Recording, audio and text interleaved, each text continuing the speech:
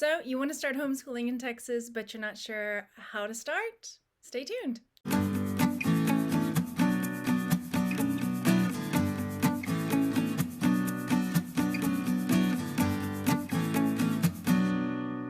Hi, my name is Margaret. I am an ex-elementary school teacher turned homeschooling mom of two fantastic kids. And I know that there are a lot of you that are now curious about starting homeschooling, whether this is something that you started because of the quarantine or if it's something that's been on your mind and you've been thinking about doing for a lot longer. I'm going to talk to you about all the different things you need to know about starting homeschooling in Texas. If you're new here, welcome. I'd love to invite you to subscribe. Go over there and hit the subscribe button and the bell next to it, and let me know if there are any areas or topics that you would like covered or things that you have questions about that I might be able to make a video to help with. And one quick thing before we get started, just know that things can always change. So what I share in this video, things may come along down the pipeline that changes the information in this video. So it's always useful to keep up to date with what the new laws and requirements are. But as long as I can remember, as long as I am aware of, these have been the same standards. In my opinion, Texas is one of the best places to homeschool because there are so few restrictions. This can be seen as a positive or a negative, but most of us parents are trying to prepare our children for their future and want to do so in the best possible way. So, that being said, let's talk about how to start homeschooling in Texas. So I'm going to be talking about a couple of different sites here where I share some of the information. Some of these sites are paid sites, and so I'm not at all suggesting that you need to join any of the sites that I share, and they all have different belief systems behind them, so it's really important to know what kind of sites you're joining or paying for. But there is some good information as far as the law and what types of things are allowed and disallowed, so I will be sharing that. So the first thing that I think is pretty important for homeschooling families in Texas to know is that Texas considers homeschoolers a private school. So once you've set up school in your house to school your children, Texas considers you a private school. So once you've decided to homeschool, the next thing you have to do is withdraw your child from public school. This is something that you do not have to do in person. You can send an email or a certified letter. You don't have to go in person. And if your school is pressuring you to go in person, there's a site that I'm going to link down below that's got information that you can send the principal or whoever needs the information about why and what the Texas laws are about you not having to go, that you're just sending a letter of assurance, because some schools may require a letter of assurance stating that I am homeschooling my children. I personally did go into my children's school to withdraw them. I wanted to try to maintain a good relationship. Not that we had one, but I wanted to make sure I wasn't burning any bridges or stepping on toes. I was new, and I wouldn't have changed. I would still do it the same way. But everyone has a different situation and a different relationship with the school that they're maybe perhaps withdrawing from. Another thing to keep in mind is that you don't have to start homeschooling at the beginning of the school year.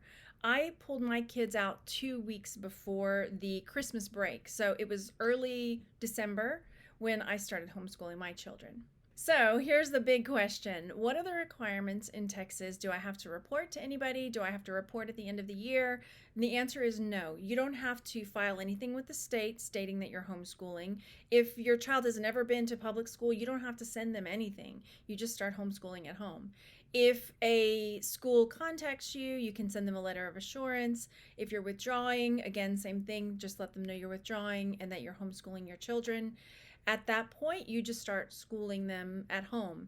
I've had questions about, do I need to turn in grades at the end of the year to the school? And the answer is no.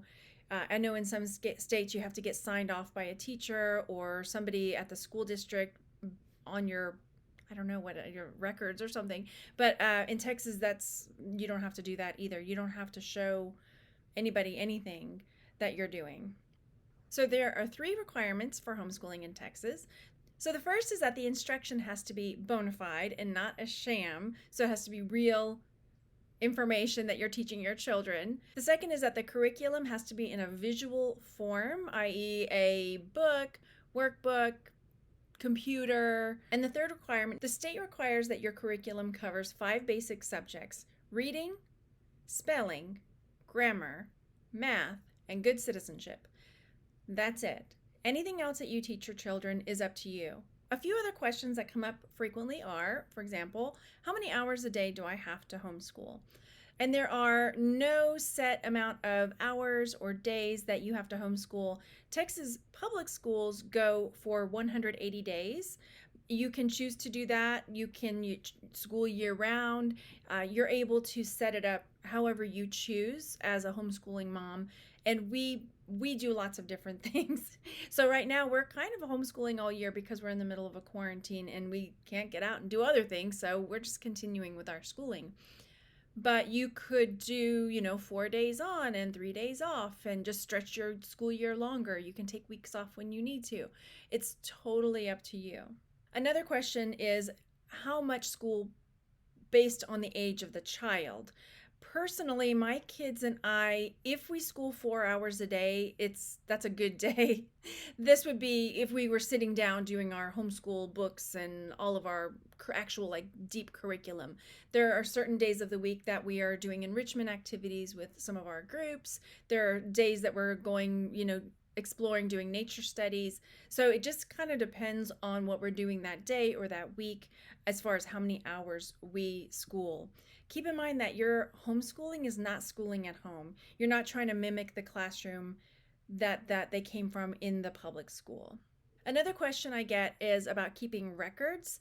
I keep some records. The only thing that I really do at this point is I have a lesson plan book where I write down all the things that we're doing. And some days I have to cross it out and just jot in what we did that day instead because things change all the time. So if someone comes along and wants to see what we've been doing, I've got that.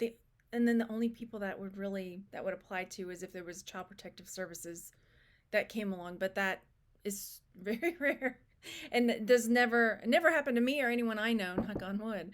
Now, keeping records as far as when your children get older to create high school transcripts, there are sites that you can find out what requirements are needed to graduate a high school student in Texas. This is something that you can do at home. You can create your own transcripts. There are lots of websites that will help you with that.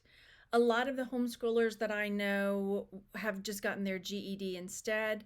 A lot of them have been taking dual credit courses while they're in high school at the junior college. So they're going to college and high school in tandem.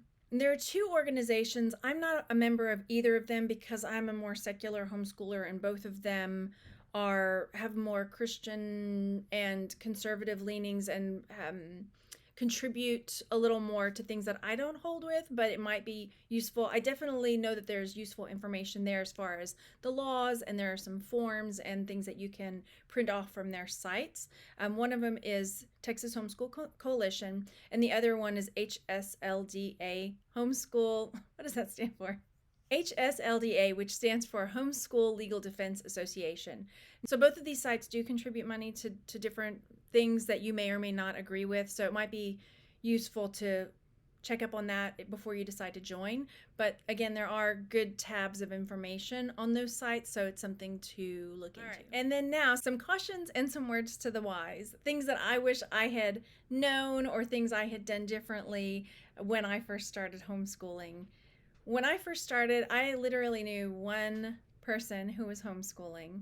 And as it turns out, we homeschool very differently. The first thing that I wish I had done a little bit differently is I wish I had spent more time deschooling my kids. And what that means is getting them out of the mindset of the public school. We had a really challenging time, especially our last year, with expectations of the school and expectations on the kids, and them feeling like they weren't good enough and that they didn't work fast enough and that this wasn't perfect. And so there was a lot of things that needed to be unwound for my kids, and that's something that's different for everybody. So and that's still something that we work on all the time, where I have to remind them, this isn't a race. This isn't, you're not competing against anybody else. Finish when you finish.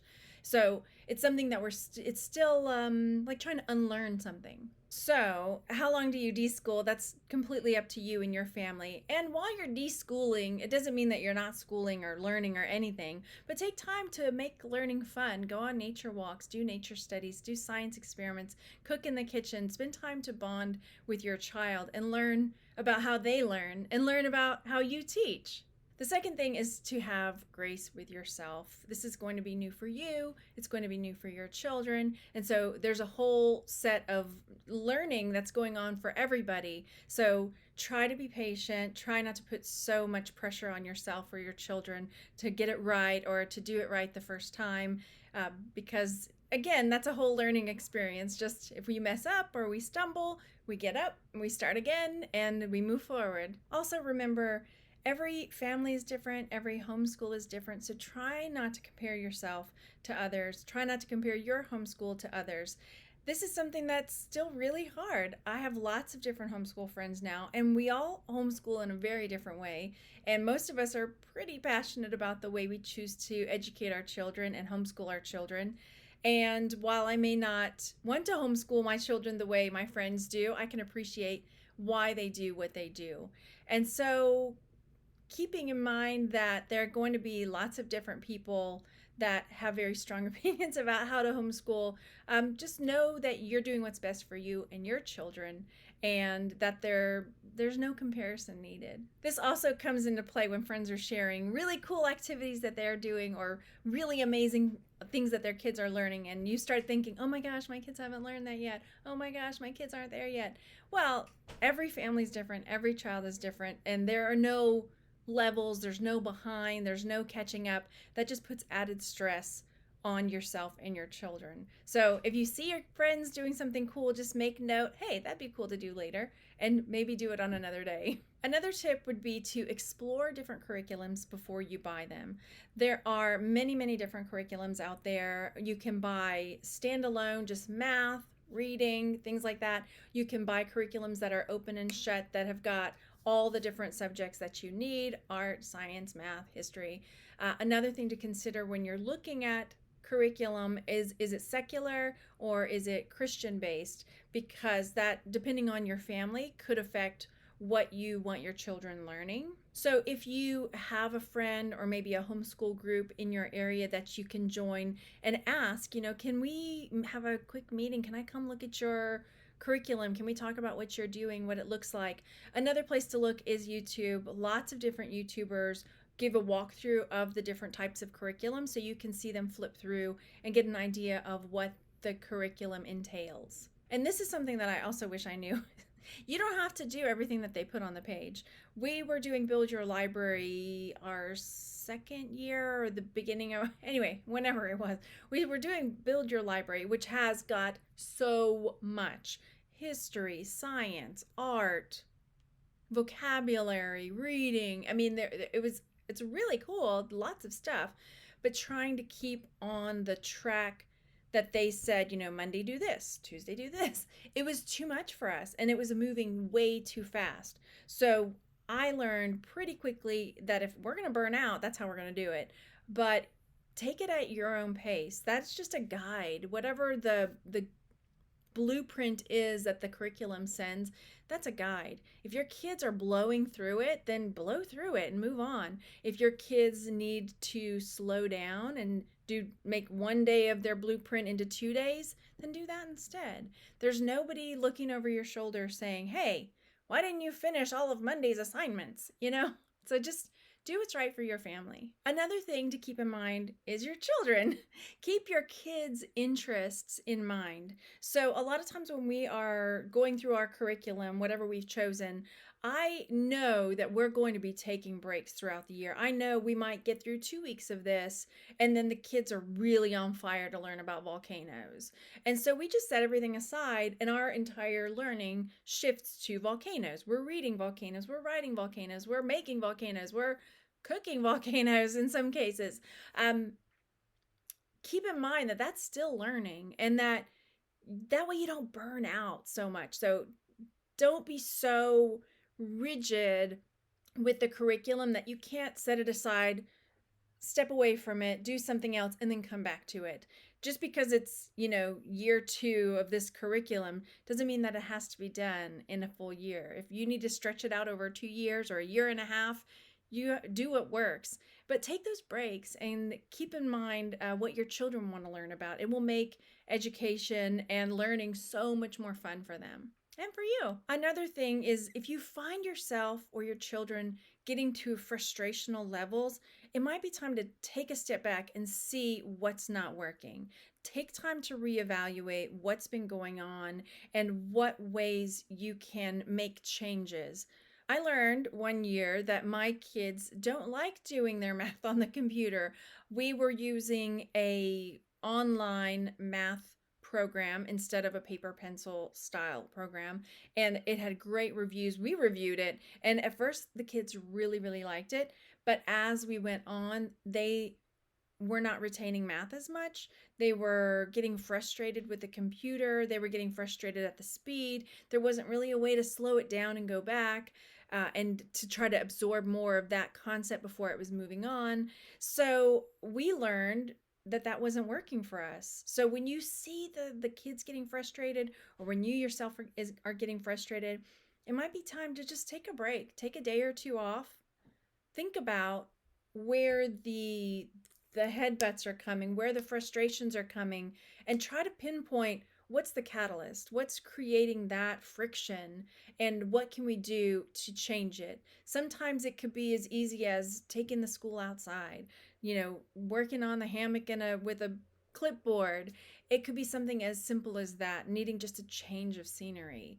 Or it could be that they don't like working on the computer and they want that paper pencil.